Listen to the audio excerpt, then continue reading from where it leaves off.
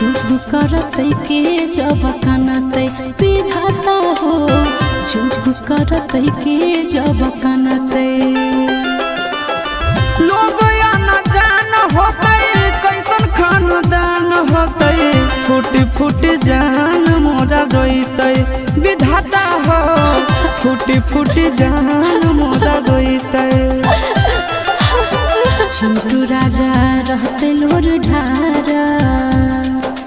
हो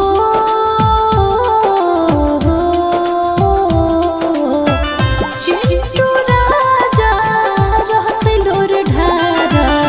हंसी सके होते बुरा हालत हो राम जी हो करी हो एगो काम पगला के रखी हो सलामत हो।